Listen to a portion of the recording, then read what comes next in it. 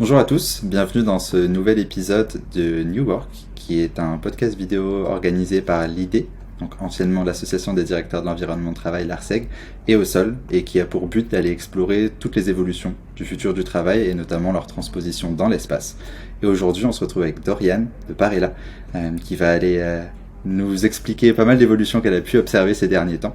Donc merci infiniment Doriane d'être là avec nous aujourd'hui et à toi la parole, je te laisse te présenter pour comprendre un petit peu mieux ce que tu fais et qui tu es. Eh ben, merci de nous avoir invités. Je suis ravie également. Alors, je travaille donc chez Parella. On est un cabinet de conseil en immobilier et on représente trois métiers. On accompagne des clients dans des projets immobiliers sur trois dimensions, donc sur toute la chaîne de valeur. La première, c'est les aspects stratégiques, donc une phase de stratégie immobilière. Est-ce que je veux rester, partir, des questions que tout le monde se pose aujourd'hui. Est-ce que je dois réduire mes surfaces? Est-ce que je dois renégocier mon bien?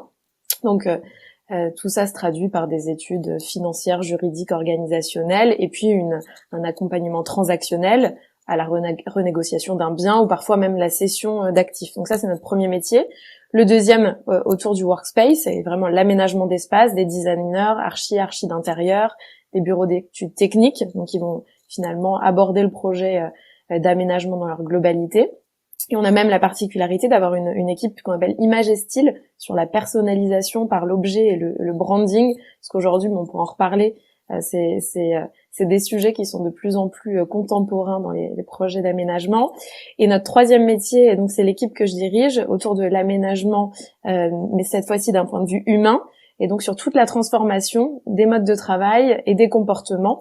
Donc on va venir dans de la communication de projet, de la formation, du conseil aux dirigeants pour les aider à cadrer leur ambition au démarrage d'un projet et que celui-ci dans les aménagements soit aussi conforme avec leur stratégie initiale. Donc voilà, donc on est sur toute la chaîne de valeur, le but étant de répondre à toutes les questions qu'un projet immobilier vient soulever, et souvent c'est pas juste une question de mètre carré, mais ça soulève aussi voilà, plein de sujets organisationnels et humains. Moi, j'ai l'impression que c'est même finalement la transposition immobilière, c'est presque le dernier élément dans Exactement. la chaîne. Il y a pas mal de questions à se poser en amont. Et toi, Mais du coup, c'est comment est-ce que tu t'es retrouvé là, dans cet écosystème? Je me suis retrouvée dans Alors, j'ai commencé ma vie dans le marketing, donc rien à voir. Je suis ensuite allée plutôt dans les grands groupes énergéticiens où je faisais du conseil interne et donc du conseil en organisation. Et en fait, je me suis assez vite rendu compte que dans tous les projets d'organisation, la variable immobilier arrivait souvent à la fin. Et j'ai commencé à toucher de près ou de loin ces sujets. Je trouve que c'est des sujets passionnants. Et donc, voilà, je me suis dirigée vers l'aménagement et en tout cas le conseil plus immobilier et avec une petite passion pour l'architecture par ailleurs. Donc c'est quand même assez chouette de pouvoir dans ce quotidien aller voir de beaux meubles et de beaux espaces. Donc tout ça cumulé m'a amené ici. On se retrouve sur ces éléments-là, hein. J'avoue que avoir la chance de visiter des bureaux régulièrement, c'est quand même quelque chose d'assez inouï. Encore plus quand on voit toute la variété de ce qu'il peut y avoir dehors. Exactement.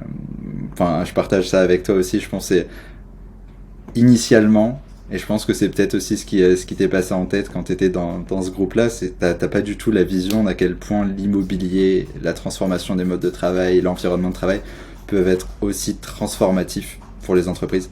Donc pour ça, c'est hyper intéressant et je pense qu'on va pouvoir creuser assez Oui. le sujet. Et donc du Ben, coup, une question qui m'est venue, on va peut-être un petit peu parler de ce qui t'amène ici aujourd'hui et notamment de l'étude que tu as pu mener avec Parella. Qu'est-ce que c'est exactement ce baromètre et à quoi il sert? Alors en fait, mon équipe a un enjeu fort, c'est de rester à la page sur ce qui se fait en matière d'aménagement. Donc il y a un peu de veille et du prospectif sur des tendances. Alors ça peut être dans d'autres pays, etc. Mais qu'on vient confronter une réalité terrain de ce que les dirigeants et les salariés vivent au quotidien. Et souvent il y a un décalage entre certaines tendances qu'on peut voir à 2-3 ans ou ce qu'un Google avait sorti avant tout le monde, etc. Et ce que des dirigeants actuellement et des salariés expérimentent et ressentent à un instant T. Donc depuis 5-6 ans, on s'est senti investi d'une mission que d'aller prendre le pouls au-delà des entreprises qu'on avait la chance de visiter. Donc on avait lancé un baromètre depuis ces quelques années. Cette année, on a décidé de prendre un virage un petit peu différent, puisque le baromètre que nous menions jusqu'à présent, il était sur notre base client, et donc à 90% en Île-de-France, des entreprises de plus de 50 ou 100 collaborateurs. Donc, cette année, notre virage, ça a été de s'associer avec CSA Research pour couvrir finalement un panel français plus large et avoir un vrai panel représentatif de la population française et donc des dirigeants français. Donc on a dans cette étude 300 dirigeants qui ont été appelés au téléphone et qui ont eu un temps d'échange avec les enquêteurs, et 500 salariés d'entreprises de plus de 50 personnes qui sont vraiment en poste, qui eux ont répondu également au questionnaire. Et donc ça nous a donné une matière un peu différente, on pourrait y revenir, mais riche en tout cas sur leur vécu et leur ressenti par rapport au mode de travail et au bureau. C'est d'autant plus intéressant, comme tu le dis, et je pense que c'est ce qu'on voit beaucoup d'études qui sont produites, sont souvent déjà produites aux États-Unis. Donc on a déjà une grosse différence entre ce qu'on voit aux US et ce qu'on observe en Europe. Il y a déjà une grosse divergence. Et encore plus qu'on est quand même sur quelque chose de généralement très parisien, très centré sur l'Île-de-France, alors que les réflexions sont pas forcément les mêmes partout. Donc je suis d'autant plus curieux d'aller creuser tout ça. Et comme je t'avais prévenu, on a une petite coutume dans ce podcast, c'est d'aller essayer de résumer au maximum tout ce qu'on va dire aujourd'hui, et ta vision, en tout cas celle qui t'est propre, de l'environnement de travail et de l'immobilier, c'est de résumer le futur du bureau en un mot. On a eu plein de choses jusqu'à présent, beaucoup de choses qui se retrouvaient, mais des choses qui parfois nous ont étonnés. Toi, quel mot est-ce que tu utiliserais pour définir ça? Alors moi j'aurais envie de dire intégré, et pour différents aspects. Alors déjà, parce qu'on peut, quand on parle de futur de bureau et qu'on parle de mode hybride, etc., la notion d'intégration, je pense qu'on n'est pas tout à fait allé au bout. Donc le futur du bureau, il passera déjà par réussir le premier challenge qu'on n'a pas tous réussi. Et d'autant plus, et je le vois avec mes clients, la notion d'intégration, elle va un peu plus loin. Un bureau, il sert alors parfois plus que 4 jours par semaine parce qu'on a fermé le vendredi, des restaurants d'entreprise qui sont ouverts 1 heure ou 2 heures par jour. J'ai le sentiment, et en échangeant de plus en plus avec clients ou partenaires, qu'il va falloir aller plus loin dans l'intégration, dans un écosystème, dans une ville, de travailler plus avec mes partenaires. Une entreprise peut plus occuper des mètres carrés. Je suis plus dans ma tour dorée tout seul. Voilà, il y a un peu d'intégration et d'ouverture qui je pense vont être des challenges, ou en tout cas des problématiques à venir, que ce soit économique ou social. Je trouve ça d'autant plus intéressant que ça boucle beaucoup avec toutes les réflexions que toi ou tes clients, ou que globalement toutes les entreprises ont aujourd'hui sur le développement durable. Bien sûr. De se dire que comment est-ce qu'on réutilise les choses. Exactement. C'est vrai que l'immobilier jusqu'à présent ça a été vu comme quelque chose de très inerte, quoi. Encore plus l'immobilier de bureau où on a un bâtiment qui sert de 9h à 17h, aujourd'hui heureusement un petit peu plus, qui sert pas le week-end, et ça reste quand même un asset qui est complètement immobilisé. Donc j'aime vachement cette notion d'intégration, encore plus quand tu parles d'écosystème, parce que j'ai l'impression que s'il y a bien une notion qui est en train de se développer dans l'immobilier tertiaire en règle générale, c'est cette vision écosystémique du bâtiment qui communique avec son extérieur, des collaborateurs, des externes, etc. Donc j'aime beaucoup cette notion. Et puis sur les quelques petits éléments que j'ai pu lire de ton étude en avant-première, mais tu vas dans tous les cas repasser dessus, ça mixe avec beaucoup de sujets qu'on a pu voir. Et la première chose qui m'a frappé quand je suis repassé sur l'étude et quelques chiffres que j'ai pu voir, c'est à quel point ils étaient divergents de certaines idées préconçues qu'on peut entendre en règle générale, ou voire même que certains clients que je peux avoir, qui sont majoritairement aussi des clients parisiens dans des très grands comptes, et j'aimerais bien repasser là-dessus et déjà comprendre un petit peu la genèse de tout ça. Est-ce que toi c'était des choses auxquelles tu t'attendais aujourd'hui ou pas du tout? Alors en toute honnêteté, pas du tout. Ça faisait effectivement quelques années qu'on menait cette étude, donc on a beaucoup travaillé avec le CSA Research sur la construction du questionnaire pour qu'en plus ensuite il puisse vivre dans le temps là sur les années à venir et qu'on ait vraiment des choses comparables.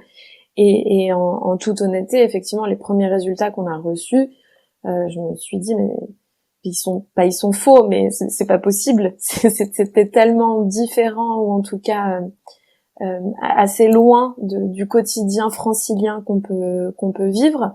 Moi, j'étais surprise, et en même temps, on s'est dit, bah oui, on a assez vite réagi en se disant, on est peut-être dans un microcosme. Alors effectivement, qui couvre une surface en mètres carrés qui est importante, qui recouvre la majorité de nos clients, etc. Mais il y a quand même une réalité globale à prendre en compte. Et donc la première réaction, ça a été plutôt de la surprise. Et je me suis même dit, mais que va-t-on faire de ces chiffres? Comment les expliquer, sachant que ce n'est pas notre quotidien? J'imagine que oui, encore plus j'imagine que quand tu lances cette étude-là, t'as quand même une idée préconçue qui est celle que tu vois tous les jours en te disant bon, ça va aller appuyer certaines choses qu'on voit, ou en tout cas ça va nous permettre d'étayer, alors que ça l'était pas du tout. Et toi, t'expliques ça par la variation dans la taille des boîtes, ou plutôt leur localisation, ou est-ce qu'il y a d'autres facteurs d'ailleurs qui expliquent cette divergence? Pour moi, il y a la localisation. La localisation. Après, il y a aussi une partie de secteur public et de secteur privé. Donc, on a aussi pris un panel représentatif là-dessus. Et donc, ils sont aussi dans l'évolution des modes de travail et dans l'immobilier, pas tout à fait au même stade que certaines entreprises privées, même s'ils sont en route aussi en termes de transformation. Pour moi, il y a une grande partie de localisation qui joue aussi, et on voit que les résultats peuvent être assez marqués. Ça dépend aussi de la personne qui a pu répondre. Alors parfois, parce que ce sont des dirigeants, parfois ça va être le DRH, parfois le directeur financier ou le directeur général, qui aussi répondent avec le prisme des intérêts qu'ils vont défendre. Voilà, donc tout ça mis bout à bout, ça nous donne effectivement un panel représentatif, mais qui peut surprendre sur différents égards. Ouais, ce que je pense est d'autant plus intéressant, si ce n'est pour donner des réponses ferme et définitive, puisque ça reste qu'un panel, même s'il est représentatif, ça permet au moins de se poser des bonnes questions. Oui, ou de faire réagir, du moins. En tout cas. En tout cas, moi qui l'ai vécu, ça a été la première chose. Est-ce que d'ailleurs tu as des chiffres un petit peu marquants sur lesquels tu pourrais repasser un petit peu pour montrer aussi cette qu'est-ce qu'il en sort globalement, quels sont les grands traits de cette étude et quelles sont les grandes datas qui toi aussi ont pu te marquer? Alors, on interroge sur différents aspects. Alors déjà, des sujets très sortis de crise sanitaire, comment vous l'avez vécu, etc. Des sujets sur votre immobilier, votre empreinte mètre carré, est-ce que vous comptez déménager? Et ensuite, c'est très orienté sur les usages, l'attractivité, l'aspect RH, etc. Et le premier chiffre que nous, on a reçu, c'est des dirigeants où on leur demandait est-ce que vous avez du mal à faire revenir vos collaborateurs au bureau, et la réponse c'était il y a que 8% des dirigeants qui estiment avoir des difficultés à faire revenir leurs collaborateurs au bureau. Et à l'inverse, on avait 75% des collaborateurs qui estimaient être contents de pouvoir y revenir. Alors ça se compare pas directement, parce que certes ils sont contents, mais ils sont contents d'y revenir dans leur jour de télétravail. Donc ça se compare pas strictement. En revanche, un 8% de dirigeants qui me disent je n'ai pas de mal à faire revenir mes collaborateurs, alors qu'on visite tous les jours des bureaux qui sont principalement vides. J'ai visité encore un open space, une société qui a 1000 collaborateurs, un open space de 100. On était un mardi, il y avait 2 personnes. Et donc tous les bureaux qu'on voit sont quand même majoritairement c'est pas vide, mais en tout cas sous-utilisés.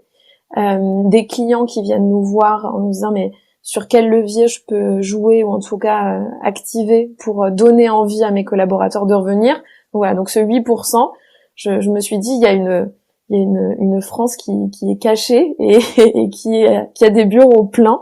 Mais en tout cas, ça nous a déjà surpris en premier enseignement. Ce qui m'a aussi étonné quand j'ai visité des bureaux récemment, c'est à quel point on a des variations en fonction des jours. Enfin, il y a un gros client de l'IT chez qui on s'est rendu récemment, et on avait des lundis, vendredis totalement vides, mais vraiment on avait 10 personnes. Et quand on parlait avec des collaborateurs, ils nous disaient mais en fait hier on avait des gars qui faisaient leur visio dans l'escalier parce qu'il y avait tout le monde qui était revenu. Et donc du coup c'est vrai que c'est d'autant plus intéressant de comprendre à quel point finalement le retour au bureau n'est plus tellement le problème, mais la gestion de ces variations d'occupation en deviennent un nouveau. Et toi là-dedans, est-ce que tu as déjà vu une différence entre le bureau parisien et la région? Ou est-ce que globalement, on arrive quand même à se dire, globalement, il n'y a pas vraiment d'enjeu de faire revenir les collaborateurs, c'est plus l'enjeu numéro un? Non, en ce moment, je mène une mission pour un client qui est à la fois à Paris et à la fois dans le sud de la France. Donc du coup, on peut comparer et on gère la stratégie immobilière en même temps. Et en fait, le sujet d'occupation est le même puisque la charte de télétravail est la même, et donc ils ont le même sujet de faire revenir les collaborateurs dans l'un et dans l'autre. Et on a visité les deux bureaux en cours de semaine et en fin de semaine, et les deux étaient majoritairement vides. La seule différence, et donc c'est là où finalement on va venir travailler, c'est que dans les bureaux qui sont plutôt dans le sud de la France, on est sur des fonctions plus sédentaires et plus administratives. Et en région parisienne, on va avoir des équipes plus marketing et commerciales. Et donc la question, c'est pas comment je les fais revenir, mais pourquoi ils vont revenir. Et donc ces équipes commerciales et marketing, elles vont avoir besoin de créer des nouveaux produits, de se réunir, etc. Donc le manager va avoir plus de facilité à embarquer, en tout cas à redonner du sens sur le fait de créer un collectif au bureau, alors que dans le sud, la tâche individuelle, enfin la tâche quotidienne du collaborateur, il n'en a pas forcément besoin. Donc ça va pas être sur ce levier-là qu'on va le faire revenir, mais plutôt sur le sentiment d'appartenance à une entreprise, à des moments partagés avec mes collègues. Mais en tout cas, c'est pas le besoin métier et la performance qui va faire que je vais lui donner envie de revenir. Donc c'est pas tant le côté finalement province ou non. Le but d'après, c'est plutôt de rentrer dans quel est le quotidien de ces collaborateurs, comment est-ce qu'ils sont performants, quels sont les usages de leur journée et pourquoi et à quel moment ils auront envie justement d'y revenir.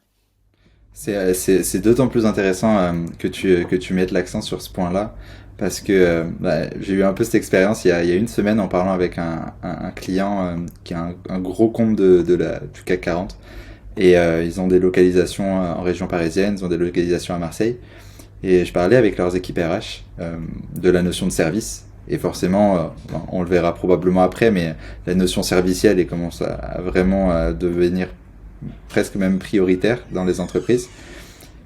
Et paradoxalement, elle me disait, en fait, nous, on a juste un problème, c'est qu'une grosse partie de toute l'offre de service qu'on met en place à Paris, elle n'existe même pas à Marseille. Exactement. Et donc, ça crée aussi cette distension dans qu'est-ce que viennent finalement chercher les collaborateurs au bureau, et cette notion d'appartenance, presque de tribu. Forcément, c'est la seule chose qui leur reste en région. Complètement. Mais, et surtout, effectivement, l'enjeu du serviciel, quand on se dit j'ai envie de faire revenir mes collaborateurs, il y a aussi un des chiffres frappants qui dit il y a quand même une prise de conscience des dirigeants qui à 75% me disent je sais que je dois leur offrir des conditions mieux qu'à la maison. Et alors du coup le mieux qu'à la maison, alors il y a ce minimum vital qui est une connexion qui fonctionne, du chauffage et un siège ergonomique. En tout cas, ce qui est pas toujours le cas dans les entreprises. Donc ceux qui n'en avaient déjà pas compris ça n'ont pas compris aussi que leurs collaborateurs ne venaient pas pour des besoins basiques qu'ils peuvent retrouver chez eux. Et ensuite, dans le mieux qu'à la maison, il y a ce sujet. Je vais avoir des espaces différents, ou je vais avoir des espaces de restauration, ou en tout cas des moments annexes ou collaboratifs dans des espaces que je ne pourrais pas avoir chez moi. Donc ce côté un peu coworking, un peu café, qui va me donner envie de venir passer la journée. Et ce chiffre de 75%, en fait, moi j'avais pas l'impression que tous les dirigeants avaient conscience qu'il y avait un effort, en tout cas, à faire sur ces sujets-là. Et en parallèle, on a aussi des collaborateurs où là j'ai été assez frappée, où l'immobilier, en tout cas la localisation, le lieu, les aménagements et l'immobilier de bureau, c'est à la fois pour eux un critère de choix et décisif dans le choix d'une entreprise. Donc je crois qu'on est à 70%, et à 75%, ça leur donne envie de rester dans une société. Donc c'est-à-dire que si mes bureaux ne sont pas à la hauteur de l'expérience collaborateur que j'imagine, ça pourrait peser dans la balance, ou en tout cas dans le fait que je reste ou que je puisse partir. Et ça, je trouve ça assez frappant, parce qu'on posait pas cette question directement avant, mais j'avais pas le sentiment, en tout cas, que c'était aussi fort dans la vision de collaborateur. C'est hyper parlant, je trouve, parce qu'en fin de compte, quelque chose que j'aime bien aborder en ce moment, c'est à quel point le bureau c'est devenu une option. Avant c'était une obligation, donc on se posait même pas la question de se dire il faut le rendre attractif. C'est une option, c'est un lieu commun, à des horaires communs, et donc finalement il y a peu d'efforts à mettre, ou alors qu'il y a un effort qui est presque représentatif de l'entreprise pour asseoir une certaine légitimité sur son marché, un peu le lieu totem, l'image de la grande tour avec le gros logo pour montrer qu'on est une grosse boîte. Et aujourd'hui, c'est juste finalement une option, et comme toutes les options, elle est en concurrence avec la maison. Donc finalement, si on a des espaces comme à la maison, on est très bien à la maison. On a son chat, on a son canapé, sa couette, c'est cosy. On n'a pas de problématique, on n'a pas 1 heure de transport. Et je pense c'est un menu à la carte pour moi. C'est vraiment la notion est intéressante parce que du coup la notion de menu aussi, elle met en place que des fois tu as juste envie de changer. Exactement. Et il faut pouvoir répondre à ça quand tu es dans une entreprise. Mais 75% qui déclarent que ça donne envie de rester, c'est un chiffre qui est fou. Est-ce que ça tu le vois même avec des typologies de clients, quelle que soit leur taille? On le voit. Alors déjà, puisque de plus en plus, et je pense que c'est un phénomène qui s'est observé depuis les 3 dernières années, en fait, la gestion des projets immobiliers et des projets d'aménagement, le leadership de ces projets a un peu switché. Jusqu'alors, c'était des projets très immobiliers, très souvent financiers, puisque la décision de rester, partir, de mètres carrés était quand même une décision assez financière. Aujourd'hui, elle l'est toujours, et c'est un élément qui reste principal. Néanmoins, ces projets, ils sont souvent drivés par des fonctions plus RH ou transformation, pour que ce soit en lien avec la stratégie d'entreprise et que ce soit cohérent avec la stratégie aussi de rétention et d'attraction des talents qu'on a. Donc déjà, ça c'est un virage qu'on a observé, dont le chef de projet d'un grand projet immobilier, ça peut être un DRH, alors on l'observait un petit peu moins jusqu'à présent, et la partie strictement financière ou la partie immobilière, c'en est une composante, mais c'est avant tout un projet d'entreprise. Donc c'est déjà dans ce sens-là qu'on l'a observé chez nos clients. Et le RH est toujours autour de la table, alors qu'il l'était pas forcément avant. Ce qui est marrant, parce que dans cette notion très financière, quand je posais ces questions-là probablement à des gens de pareil là aussi à l'époque, la question numéro 1 des boîtes, c'était comment est-ce qu'on réduit nos surfaces? On libère des jours, on peut gagner des mètres carrés, c'est mathématique. Comment est-ce qu'on réduit des surfaces, quoi? Et de ce que j'en comprends, si maintenant c'est un sujet qui est presque autant poussé par les RH et autres, c'est que la notion, elle est plus tant sur l'espace en lui-même, mais presque sur le collaborateur, sur son expérience, etc. Est-ce que tu observes un shift quand même dans la vision qui impulse ces projets-là? Alors, il y a eu un virage, il est pas tout à fait, le financier reste quand même un critère primordial, et on l'a aussi observé juste en réaction à la crise sanitaire, où nos clients ont commencé à nous appeler. Alors dès le mois d'avril, ils ont senti le truc en nous disant: "Oh là là, j'ai tout le monde à la maison, j'ai une échéance de bail qui arrive, qu'est-ce que je peux faire immédiatement? Est-ce que je peux pas tout de suite rendre?" Et donc tout 2020, les sollicitations qu'on pouvait avoir, elles étaient plutôt dans l'immédiateté, dans la réaction, et en se disant il faut que je fasse quelque chose, et la solution semblait être une réduction. Alors que depuis 2021 et là 2022, on a commencé à avoir des sujets un peu tout autres. Alors soit des entreprises qui avaient une échéance de bail et qui devaient nécessairement se poser la question, soit des entreprises qui n'avaient pas d'échéance de bail en nous disant: mais pour autant ça ne fonctionne plus, mon aménagement ne fonctionne pas, et si je suis encore engagée pour 3 ou 6 ans, qu'est-ce que je peux faire, en tout cas, comment je peux réaménager pour que mon modèle hybride fonctionne, pour que les gens reviennent, etc. Et donc on a même eu des projets immobiliers et de passage en flex office, et on pourra en reparler, mais qui étaient plutôt faits pour libérer de l'espace individuel aux collaborateurs, mais pour venir créer d'autres choses. Donc il n'y avait pas d'enjeu de réduire la surface globale, on venait juste réduire un petit peu la part d'individuel pour donner plus au collectif, et donc mettre plus de services, plus d'espaces différenciants, de zones d'échange, de zones de café, de coworking, et ça c'est arrivé très vite. Et même aussi, alors où on pensait qu'on était en crise sanitaire, mais on a j'ai pas le chiffre exact, mais beaucoup de sollicitations de clients qui nous disent: là je sens que je vais être dans une grosse phase de croissance, il faut que je puisse l'absorber sans que mes bureaux soient contraints et figés. Donc aidez-moi à passer dans un mode flexible tout de suite, parce que je veux pouvoir les faire évoluer dans la durée. Donc cette phase de réaction qu'on a eue tout 2020, qui était plutôt mathématique, qu'est-ce que je peux faire et réduire avec un pourcentage, ils ne sont pas là 2 jours, je peux réduire drastiquement de 40%. Ben voilà, on est plutôt passé sur une réflexion assez globale et pas forcément de réduction de surface depuis maintenant 18 mois.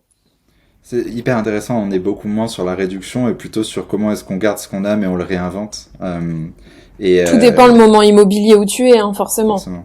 Mais je trouve ça intéressant la notion de, j'ai noté, créer des bureaux moins contraints et figés. Et pour le coup, c'est une notion qu'on voit de plus en plus arriver, c'est de se dire comment est-ce qu'on crée des structures les plus flexibles possibles pour justement pouvoir se dire est-ce qu'on pourrait pas évoluer avec notre boîte. Mais ça fait naître tellement de questions. Et la première, c'est que je me dis, face à tous ces chiffres-là, finalement, j'ai l'impression que le paradigme est légèrement en train de changer, que les priorités, même si elles restent financières, humaines, culturelles, etc., leur prévalence commence nécessairement à bouger un petit peu. Et aujourd'hui, comment est-ce que tout ça, toi, concrètement, tu l'utilises pour transposer ça dans ta matérialisation spatiale, dans tes plans, dans le choix du bon bâtiment. Finalement, aujourd'hui, comment est-ce qu'on utilise tout ça pour créer le bureau de demain ? Dans le choix du bâtiment, il y a toujours alors déjà il y a les critères de localisation, etc. qui sont qui sont de plus en de connexion en tout cas aussi d'un bâtiment avec l'extérieur. Il y a quand même des entreprises qui s'étaient isolées pour avoir de beaux mètres carrés et de beaux services qui aussi aujourd'hui font le choix de me dire est-ce que je peux pas me rapprocher en tout cas d'être de zones plus attractives. Alors oui, si je réduis aussi mes mètres carrés, donc l'équation financière pourrait rester la même. Donc il y a déjà ce sujet de localisation. Et ensuite, c'est dans le choix d'un immeuble, il y a déjà le challenge des services que peut déjà proposer un immeuble dans sa base, où là, que ce soit nous ou des clients, peut-être qu'une restauration traditionnelle, un immeuble qui va proposer une restauration tout à fait traditionnelle versus un immeuble qui proposera des choses alternatives ou en tout cas diversifiées, on parle des frigos connectés, on parle de je peux récupérer de la nourriture pour le soir, j'ai une cafétéria qui est ouverte toute la journée dans laquelle je peux travailler, j'ai des terrasses qui sont déjà équipées de Wi-Fi et avec des parasols parce que je veux aussi les utiliser toute l'année. Donc déjà dans le choix d'un immeuble, on va regarder les plateaux de bureau certes, mais on va aussi regarder tous les espaces que je peux utiliser et à quel moment de la journée. Il faut que dans l'expérience collaborateur ça fonctionne. Et ensuite, dès lors qu'on va plutôt choisir l'immeuble et analyser les plateaux, c'est vraiment ce sujet de flexibilité. Essayer de voir si ces plateaux de bureau en eux-mêmes, et déjà d'un point de vue technique, ils peuvent accueillir cette flexibilité, et si un immeuble n'est pas trop contraignant pour cela. Et donc ça, c'est une fois qu'on a choisi cet immeuble, c'est effectivement des bureaux, ou en tout cas c'est vraiment l'enjeu de nos space planners aujourd'hui, c'est de penser usage. Et donc on démarre maintenant tous les projets en se disant voilà, quelle est la journée type de votre collaborateur. Alors vous avez on a terminé une mission, il y avait des laborantins. Il y avait des laborantins, mais aussi des gens qui font du marketing, des commerciaux, etc. On va pas stigmatiser forcément par un métier, mais la journée de ce laborantin, elle est tout à fait différente d'un membre du COMEX qui doit recevoir des personnes peut-être prestigieuses parfois, et de quelqu'un qui a une fonction beaucoup plus sédentaire.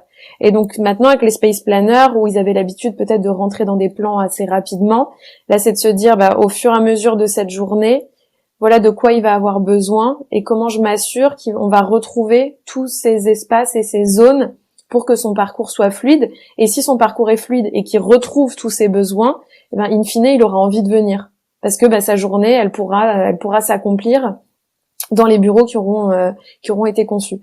Donc c'est cette notion de l'usage où avant on disait il me faut X postes, X salles de réunion, X bulles, ça a ses limites. Parce qu'il va falloir aller plus loin en se disant mon quotidien en tant que RH, je reçois 40 candidats par semaine.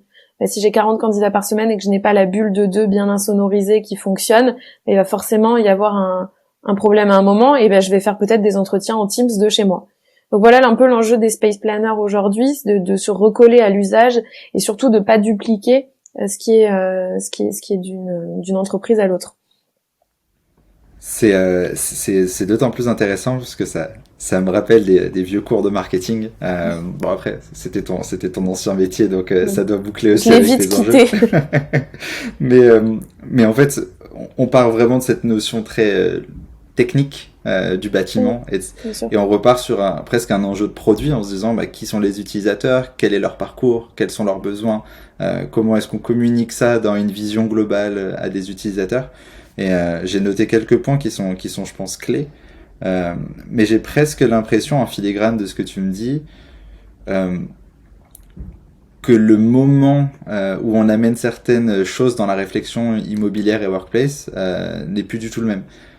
Jusqu'à présent, j'ai eu l'impression quand je parlais avec des grandes boîtes que c'était très un argument financier avant tout. Donc on trouve le bon bâtiment au bon prix avec une localisation qui nous convient à peu près. Et puis on derrière, fera rentrer les gens derrière. Et c'est exactement. Et on essaye de voir comment on met les bons services, etc. Et j'ai l'impression que ce que tu as tendance à m'expliquer aujourd'hui, c'est qu'on part presque plus de quelle est l'expérience qu'on veut créer et quel est le bon bâtiment adapté à cette expérience plutôt que l'inverse.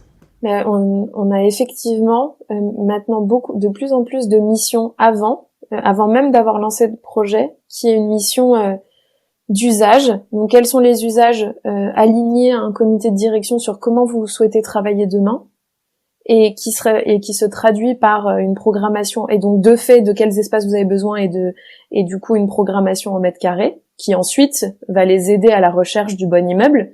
Et en fait ce travail préalable, on le fait une fois sur deux aujourd'hui, parce que un comité de direction a besoin de s'aligner sur comment on veut travailler, qui sont nos collaborateurs, et donc concrètement quels sont les mètres carrés dont on a besoin, versus se dire je fais un exercice mathématique, et souvent l'exercice est plus fin, et donc la recherche en est que plus précise en termes de mètres carrés qu'ils vont louer par la suite. Bien sûr, il y a vraiment cette notion expérientielle qui a l'air d'être un peu prévalente, ainsi que la notion peut-être culturelle, où comme tu le disais, le bureau, ça devient un petit peu se concentrer de la culture de l'entreprise, ce vecteur des valeurs, des marques. Il me semble que la dernière fois, tu m'avais parlé de l'exemple d'une entreprise avec qui tu as bossé récemment, avec laquelle vous aviez vraiment travaillé aussi, à se dire comment est-ce que le bureau, c'est un peu ce vecteur, ces roches, si je m'en souviens bien. Oui, enfin, en fait, d'autant plus dans une guerre des talents, où quand j'ai 4 cabinets de conseil ou 4 sociétés dans l'agroalimentaire, etc., déjà je vais poser des questions en entretien aussi sur le télétravail, etc., etc.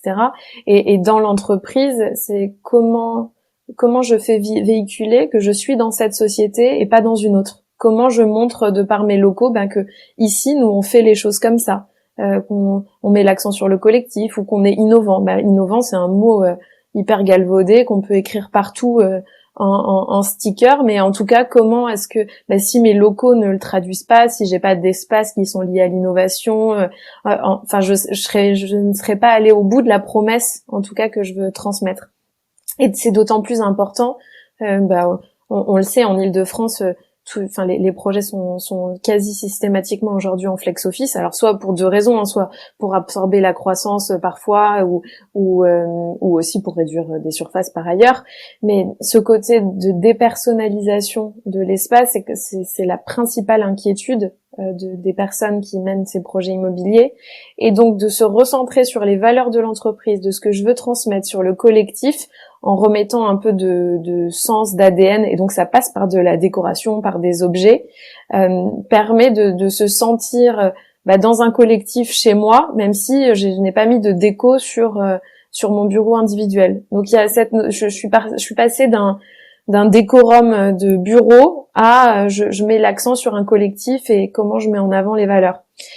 Et ça, nos clients sont de plus en plus jusqu'au boutiste, et c'est en ça que c'est passionnant, parce qu'ils veulent aller au bout de l'exercice.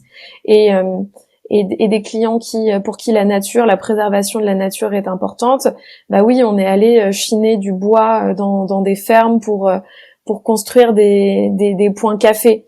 et vu que c'était un replanning, il était hors de question qu'on jette les agencements qu'on pouvait démonter. Donc il y a aussi toute cette prise de conscience de j'ai des valeurs que j'affiche, j'ai des valeurs que je veux transmettre, mais il faut que dans mon projet immobilier, je me les applique du début à la fin. Franchement, on est passé rapidement sur ces sujets-là, mais je trouve qu'il y a un framework qui est tellement intéressant. J'essaierai d'en faire une note de synthèse qu'on pourra partager. Bien sûr. Mais les grands axes que j'ai notés, il y a une repensée de la localisation et de se dire on cherche plus forcément le plus grand, le plus imposant, mais on cherche surtout le moins frictionnel pour les collaborateurs, plus central, plus adapté. Et flexible. Et flexible, donc du coup c'est vrai qu'il y a ce choix de l'immeuble qui doit être adapté à l'expérience qu'on veut y créer et au bon service et le choix des services. Et ça, je pense qu'il y a un gros axe à développer, et peut-être ce sera l'occasion d'un autre épisode sur ok, mais comment est-ce qu'on choisit les bons services pour une entreprise, comment on les adapte à nos collaborateurs. Il y a cette pensée d'usage, de se dire ok, mais quel est le parcours et comment est-ce qu'on le rend le plus fluide possible pour nos collaborateurs. Et il y a le dernier axe qui lui-même devrait être beaucoup plus développé, qui est celui de la culture, et qui est vraiment de se dire le bureau comme un levier et un étendard de la culture, de l'incarnation de l'entreprise et de ses valeurs. Et j'aime beaucoup l'idée de se dire que les collaborateurs et l'entreprise poussent aussi ce sujet, que c'est pas quelque chose qui est venu que de vous, mais que eux-mêmes se disent ok, mais comment est-ce qu'on crée quelque chose de plus circulaire, comment est-ce qu'on va chercher le bon bois, comment est-ce qu'on réutilise les bonnes choses. On est cohérent surtout, en tout cas avec ce qu'on affiche. Et cette notion de cohérence, je pense qu'elle est presque critique aujourd'hui, là où on a perdu en cohérence dans beaucoup de choses, où les réflexions parfois corporate sont pas forcément bien comprises des collaborateurs. J'imagine que cet enjeu de communication est d'autant plus important et critique dans ces enjeux de déménagement aujourd'hui, avec cette guerre des talents dont tu parlais. Mais ce sera plus facile, en tout cas ce sera tellement facilitant d'être cohérent dans ce que j'affiche et dans ce que je fais lorsque je vais vouloir communiquer là-dessus. Donc si je prône des valeurs environnementales et qu'ensuite je les applique pas, dans ma communication de projet déjà ça va être difficile, et même dans des valeurs d'ouverture et de nouveaux modes de travail, un comité de direction qui ne va pas s'appliquer les décisions qu'ils vont prendre pour leurs collaborateurs, pareil en termes de communication et d'appropriation, ce sera forcément difficile ou biaisé. Donc cette notion de cohérence, elle est primordiale. C'est génial. Franchement, j'ai hâte de me replonger dans cet épisode et de prendre un maximum de notes. Est-ce que l'étude, on pourra la rendre accessible à des potentiels auditeurs? Comment est-ce qu'on peut faire en sorte de partager cette information au maximum? Ouais, on a un lien de toute façon qui permet de la consulter en ligne et de la télécharger. Donc on a un format PDF, mais on va mettre ça à disposition. Et je me demande même s'il n'y a pas aussi un replay de la première présentation qu'on a pu faire, et donc avec le CSA qui présente aussi l'étude détaillée. Donc avec plaisir. Et dans ce cas-là, ce que je te propose, c'est qu'on mette un terme à ce podcast, même si j'aimerais rester encore 1 heure et creuser autant de tous les sujets. Et que je récupère ces éléments-là, qu'on les mette à disposition de tout le monde. On en fera une note écrite, bien sûr. Et ça permettra de partager un maximum de contenu. Je mettrai aussi les liens vers ton LinkedIn, si certaines personnes ont besoin de te contacter, ont des questions. Avec grand plaisir. Donc, parfait. Écoute, c'était une bombe de learning. Je me suis éclaté à faire cet épisode avec toi. C'était chouette, merci beaucoup. Merci infiniment et je te souhaite une excellente journée. Merci beaucoup. À bientôt. À bientôt.